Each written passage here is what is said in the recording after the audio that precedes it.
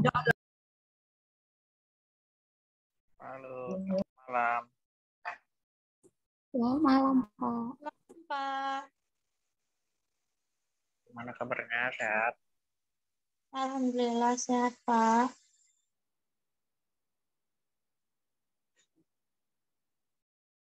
Teman-teman ya.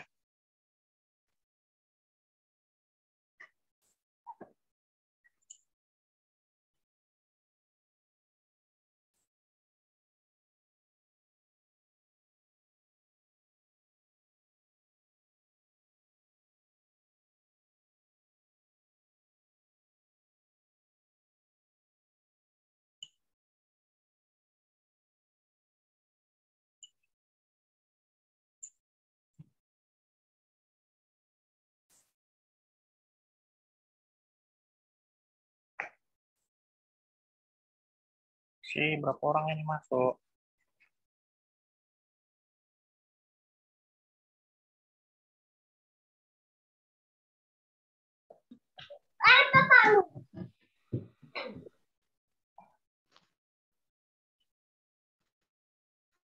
Jaringannya lambat ya?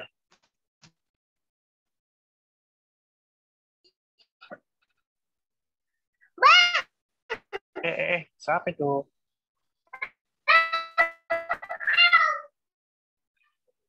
Suaranya mati.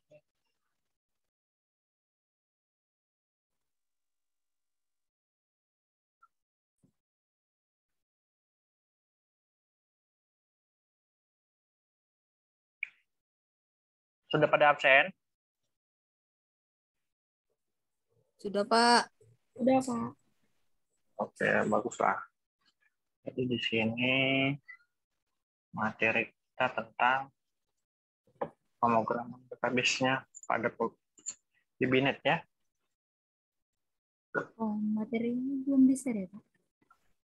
Duh, di Classroom bukan udah di share. Classroom.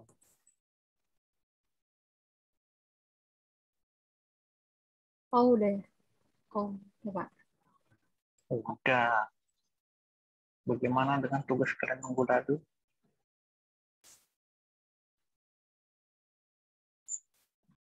Tiga lagi nggak ngasih siapa aja nih? Banyak 22 nggak ngirim. Ini kenapa alasannya?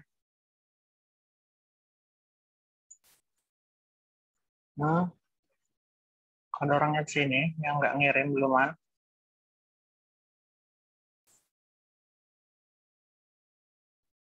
Ada?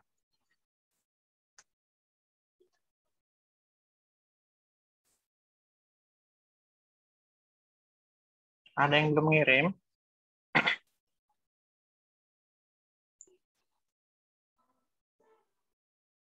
Halo, suaranya terputus-putus atau bagaimana?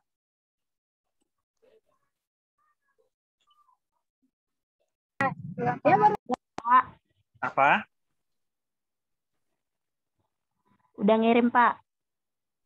Udah ngirim. Pak. Ini banyak yang belum. Ada 22 orang. Abil, Avandi, Angelina, Aura, Egy, Pak Rizal, dan Mita Huljana. Banyak ini yang merah-merah belum. Segera ya. Segera dikumpul ya. Pak, Putri Dimasari udah kan, Pak? Nggak tahu kan. Udah Bapak kelas bola. Siapa itu getar-getar sakit? Udah. Oke lah, kita lanjut ya.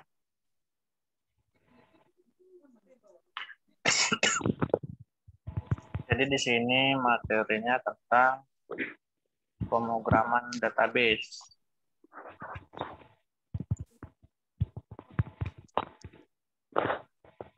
Kita lanjut. Bisa kita lanjut. Sudah bisa dilanjut. Bisa, Pak. Bisa, Pak. Aduh, yang bergetar matiin suaranya. Sakit Bapak pakai headset. Jadi di sini, ada lagi yang masuk.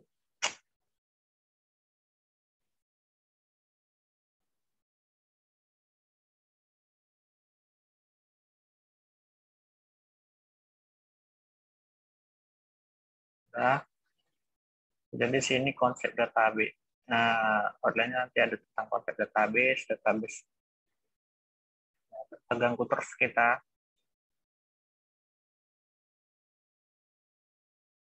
Jadi ini nanti yang kita bahas, ada konsep database relasional, metode pengakses data, kemudian ada.NET, membangun koneksi, kemudian connection object. Jadi konsep database yang pertama ada basis data, yang kedua DBMS. Jadi di sini adalah pertama basis data.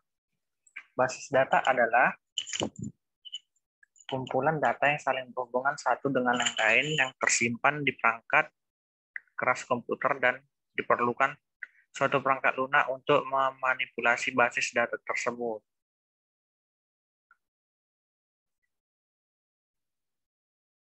Kemudian DBMS. Jadi sini DBMS adalah sistem perangkat lunak yang digunakan untuk mengendalikan data, termasuk menyimpan data, pengambilan data, kemudian keamanan data dan integritas data. Kenapa ini perlu? Apalagi keamanan datanya.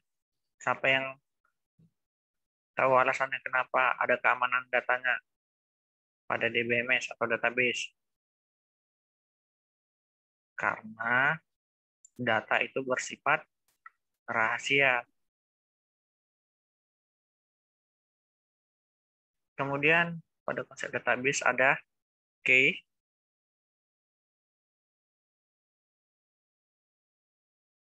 Oke. Jadi key adalah elemen record yang dipakai untuk menemukan record pada waktu akses. Untuk secara unik mengenali suatu basis record, setiap tabel harus memiliki suatu primary key. Dalam konsep database dikenal beberapa key. Contohnya di sini ada banyak: primary key, secondary key, candidate key, alternative key, compositive key, kemudian foreign key. Yang sering digunakan di sini adalah primary key dan secondary key. Kemudian database relasional. Jadi model data relasional merupakan standar untuk rancangan database di mana database disimpan dan ditampilkan sebagai suatu koleksi dari tabel tersebut. Dari tabel-tabel, kemudian suatu struktur didefinisikan dengan membuat relasi antar tabel. Kemudian kaitan data antar tabel ini di dalam database merupakan model dari relationship. Adapun model database relasional menawarkan keuntungan sebagai berikut. Yang pertama, mengorganisasikan data di dalam suatu koleksi.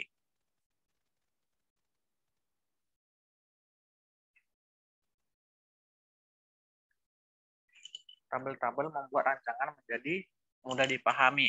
Kemudian yang kedua, menyediakan suatu bahasa yang relasional, bahasa yang relatif lengkap untuk mendefinisikan datanya. Kemudian mengambil dan mengupdate-nya. Selanjutnya menyediakan aturan integritas yang mana mendefinisikan suatu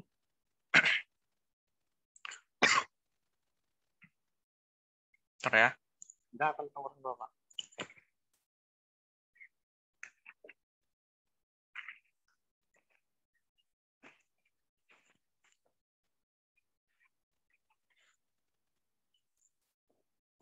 Kemudian menyediakan aturan integritas yang mana mendefinisikan suatu keadaan yang konsisten untuk meningkatkan reliabilitas data. Jadi di sini ada metode pengaksesan data, yaitu ada ADO atau Active Data Object, kemudian ada RDO, Remote Data Object, kemudian ada DAO atau Data Access Object. Jadi teknologi terakhir adalah ADO yang menawarkan kemudahan dan fleksibilitas dibanding dengan RDO atau DAO. Selain itu ADO juga mudah untuk dipelajari. Jadi di sini ADO atau Active Data Object didesain untuk memudahkan interaksi aplikasi dengan database sesuai dengan paradigma baru yang dikembangkan oleh Microsoft, yaitu OLEDB.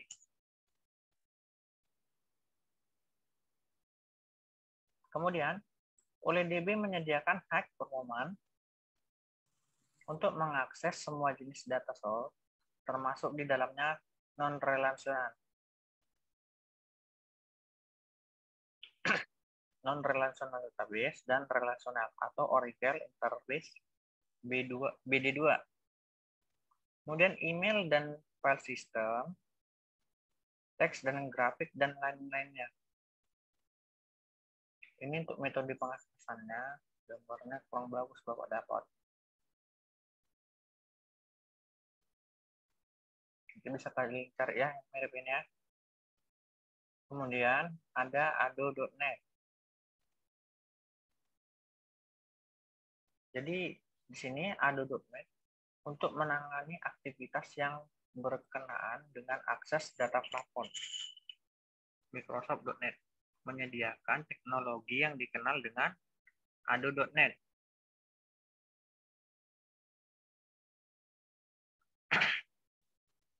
Ado.net merupakan bagian dari .NET Framework yang bertugas menyediakan fasilitas untuk mengakses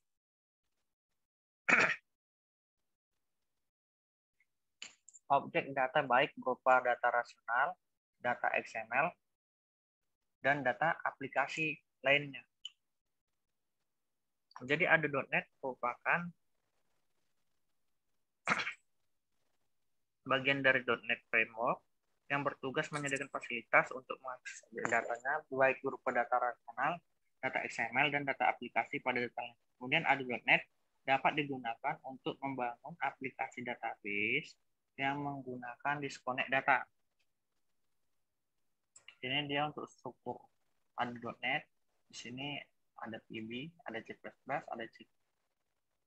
ada BASIC, ada JavaScript, ada jQuery. Kemudian inilah dia untuk apanya, Visual Basic.net-nya.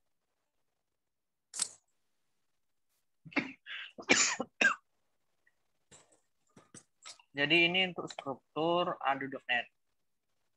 Ado.net merupakan suatu kelas di dalam sistem data ini ya.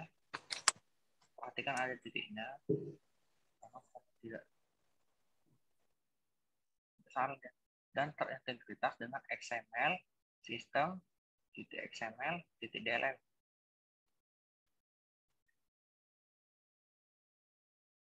Kemudian dalam penerapan ado.net dibutuhkan mengakses data dapat dilakukan dengan menggunakan .NET. Framework data provider terdiri dari ada data provider for SQL Server, kemudian data provider for OLEDB, kemudian ada data provider for ODBC, dan terakhir ada data provider for Oracle.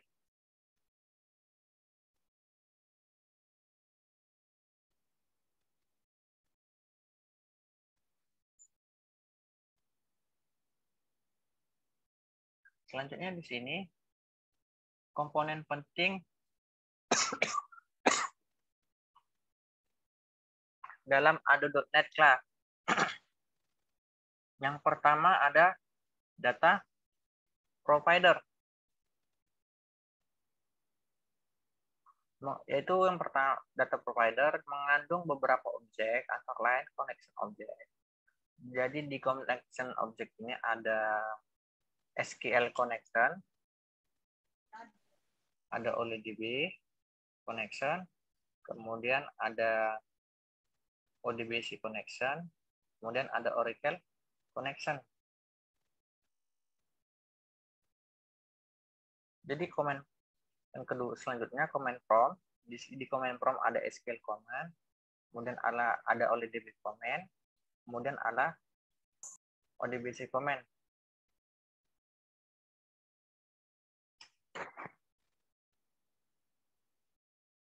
Kemudian data reader object. Di sini ada SQL data reader, ada OLEDB data reader, ada OLEDB data reader, kemudian ada Oracle data reader. Kemudian data adapter object. Di sini ada SQL data adapter, kemudian OLEDB data adapter, ada ODBC data adapter, kemudian ada Oracle data adapter. Kemudian yang kedua ada dataset. Jadi dalam dataset di sini menggambarkan suatu wadah atau suatu tempat dapat data yang terdiri dari ada data tabel, ada data relation atau data hubungan. Kemudian di mana kedua objek tersebut mempresentasikan hasil dari command object.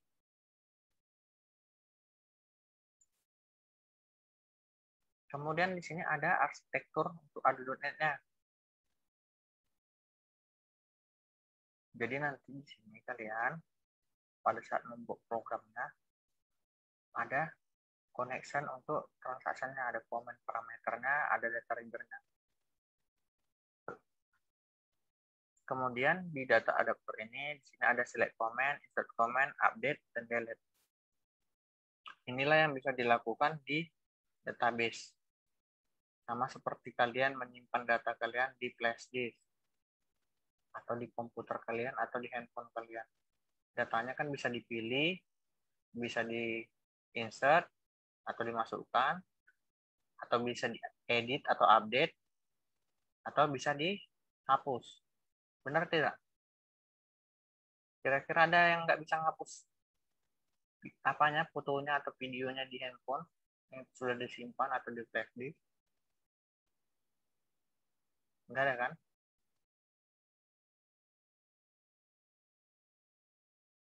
Enggak ada? Halo? Halo? Ada, Pak. Ya, Pak. Pada database di sini tadi ada select, ada insert, ada update, ada delete. Ini sama kaitannya seperti handphone kalian atau flash disk kalian. Jadi di handphone kalian kan kalian ada nyimpan video, ada gambar. Nah, jadi tempat penyimpanan itu dinamakan database. Apa saja yang bisa dilakukan di database? Bisa di-delete atau dihapus, bisa diedit atau diupdate, bisa di-insert atau dimasukkan. Kemudian bisa dipilih kan mana yang akan dilakukan ininya. Itu dia pada database. Selanjutnya, data provider. Jadi komponen penyusun data provider adalah objek connection yang dapat digunakan untuk membangun koneksi dengan database atau data source. Jadi objek domain yang digunakan untuk memberikan berbagai perintah ke database. Sini ada memodifikasi data, menjalankan storage, prosedur pada SQL Server, atau menyiapkan data untuk data ke database-nya. Kemudian objek data reader. Jadi objek data reader yang digunakan untuk membagikan aliran data dari database. Jadi data yang dibaca dengan data reader sifatnya read only. Kemudian, objek data adapter yang digunakan sebagai penghubung antara database dan objek dataset. Jadi data yang telah diambil oleh objek komen dapat diisikan ke dalam objek dataset melalui adapter.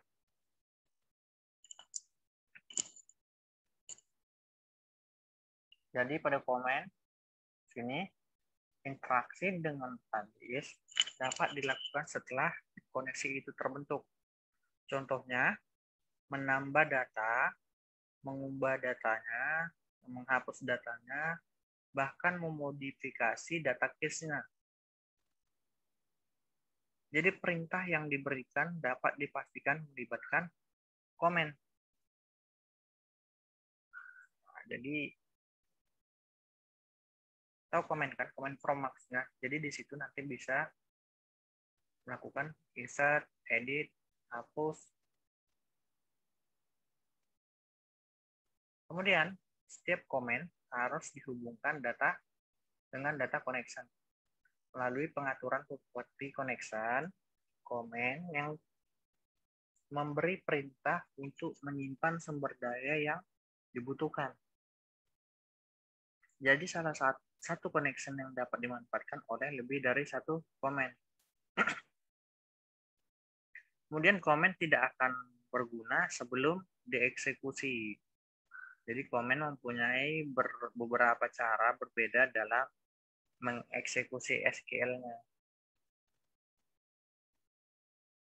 Jadi perbedaan tersebut dapat dilihat dari hasil yang diharapkan pada SQL. Jadi ada pun cara eksekusi komen antara lain ya seperti ini. Lihat di sini ada eksekusi komennya. Yang pertama di sini ada executor reader. Jadi keterangannya kegunaannya ini untuk mengeksekusi komen yang menghasilkan baris-baris record. Kemudian ada execute non-query. Jadi keterangannya itu untuk mengeksekusi komen tanpa menghasilkan baris-baris record. Seperti pernyataan SQL insert, delete, dan update. Kemudian execute scalar. Jadi ini untuk mengeksekusi komen yang dihasilkan satu nilai saja, terutama nilai agregat dari database. Jadi contohnya pernyataan sum, count, min, max, dan lain-lain.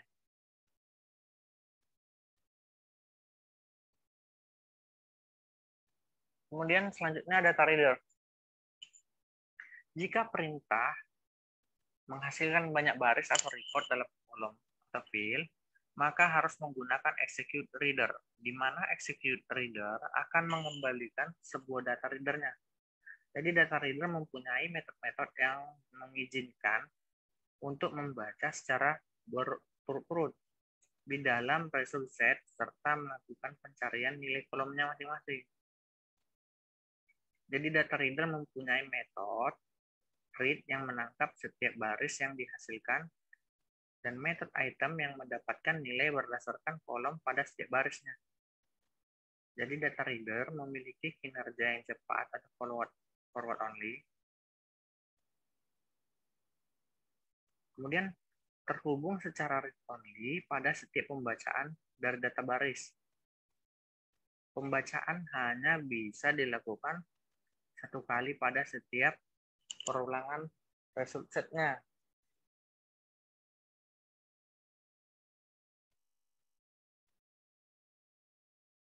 Jadi ini untuk keterangan metode data reader-nya, nanti link baca ya.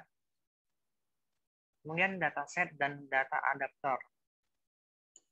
Di sini pengaksesan data ke database menggunakan dataset bisa terhubung atau terputus dari data source-nya. Tujuan dari dataset adalah menyediakan relational view yang tersimpan dalam memori atau cache. Atau seolah-olah terdapat database maya termasuk relasi integrity constraint pada memori cache.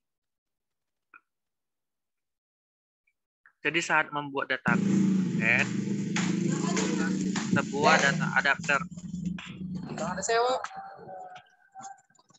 Aduh. Walah.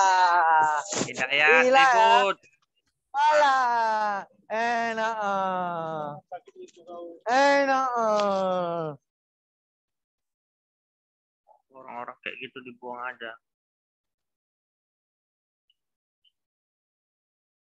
Kan ketahuan kan. Di luar ada yang lain.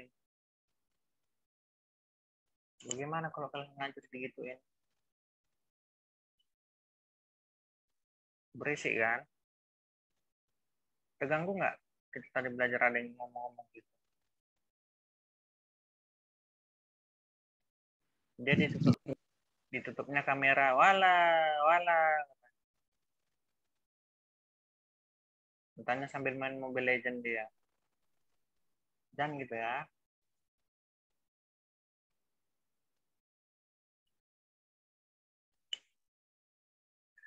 Jadi di sini saat membuat sebuah dataset dibutuhkan sebuah data adapternya. Data adapter menjadi jembatan antara dataset dan data source-nya. Jadi tanpa data adapter, dataset tidak dapat mengakses apapun dari data source. Kemudian data adapter mengurus semua detail connection ke dataset. Kemudian memanipulasi data dan memperbaharui data source. Kemudian di sini ada perbedaan dataset dan data reader-nya. Jadi data reader untuk menampilkan data yang sederhana. Kemudian data dapat mengerjakan pembacaan baris-baris dari result secara efisien. Selanjutnya dataset dapat memanipulasi data dalam berbagai cara mengupdate database. Kemudian penggunaan dataset dapat membuang sumber daya yang ada. Jadi nanti di minggu depan proyeknya kita sudah membuat dengan database.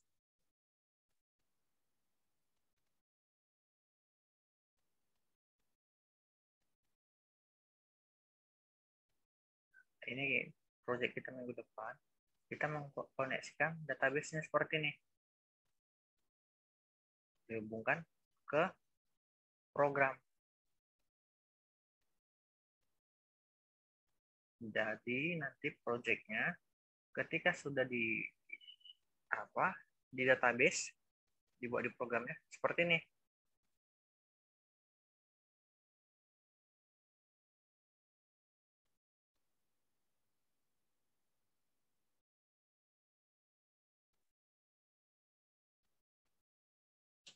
Bagaimana kira-kira? Inilah gambaran database untuk programnya.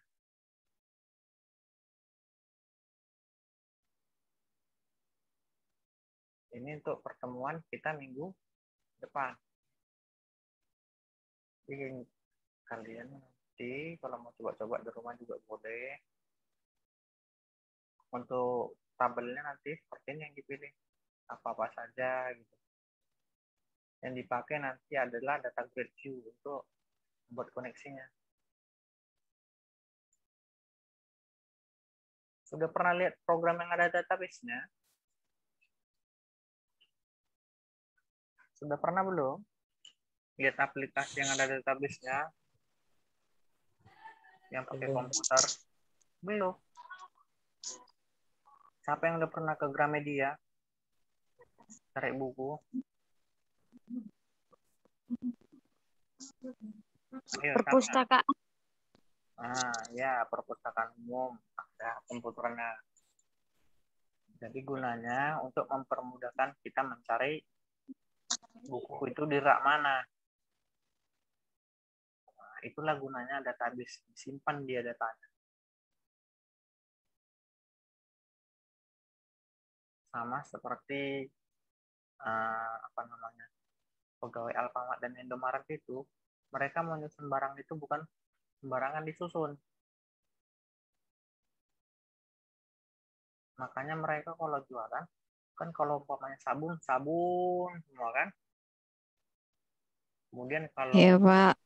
sapu, makanan, minuman. Itu mereka udah ada susunan database-nya. Ini di rak mana, ini di rak mana, ini di rak mana di infonya. Selain harga ya, selain harga ada juga raknya di rak mana. Makanya kalau nanti pegawai tokonya malas, nggak update, itu dia. Padahal harganya di rak itu sudah berubah kan. Datang dia nggak digantinya. Datanglah kalian yang suka diskon-diskon. Loh, kok nggak promo ini tulisannya, ya kan?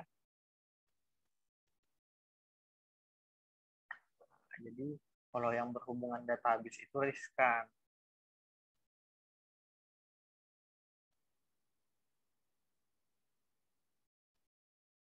Bosan kan membaca teori? Bagaimana? Enggak, Pak. Intinya database itu melakukan penyimpanan.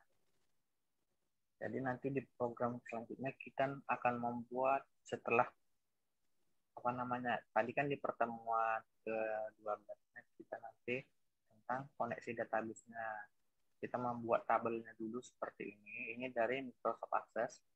Ini ACDBC atau kemudian yang kita pakai nanti data grid. Itu untuk pertemuan 12. Kemudian di pertemuan selanjutnya kita sudah membuat program aplikasi untuk ini simpan edit hapus. Simpan keluar. Itu masih simpan keluar.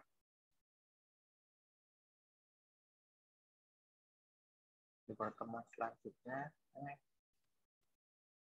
edit dan hapus. Jadi kalau kalian nanti buat skripsi, ya bisa di dalam ini nih.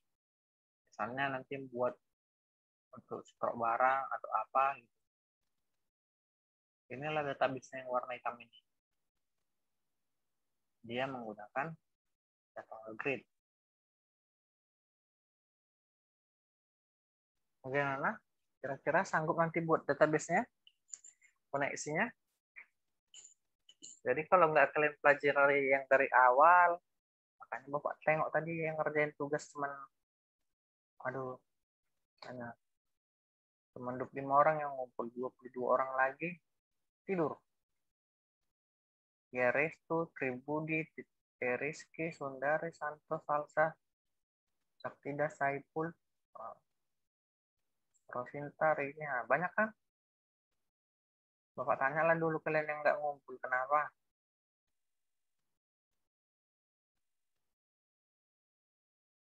Ayo, kenapa?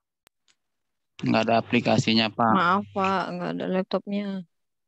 Kalau Iya nggak, sama. Maaf, tidak ada laptop, Pak. kalau nggak ada Maaf ya, aplikasinya, Pak.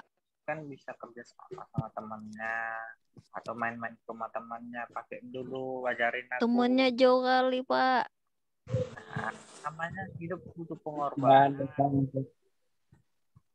Kan hidup butuh pengorbanan. Ini kalian sama-sama di Pakam. Nggak ada yang kenal Pak sama temannya.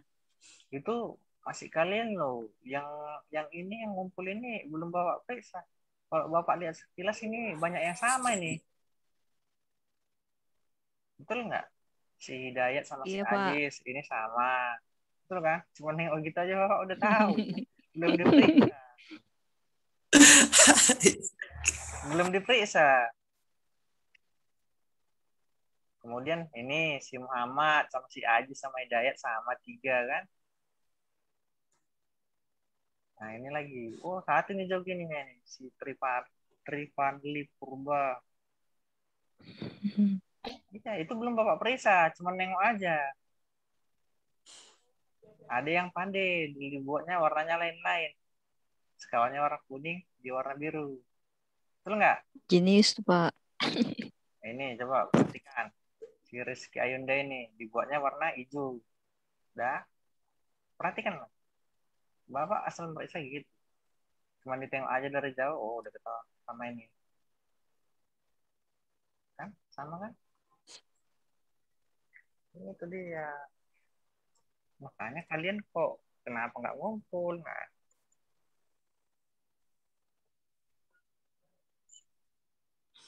Kan bisa kalian jumpa di mana, sama-sama kerjain, entah di kedai kopi gitu.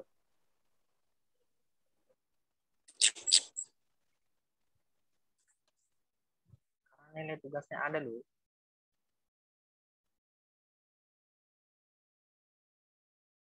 Jadi kalau minggu depan dilanjut, yang tak pernah membuat program ya sama tinggal jadinya.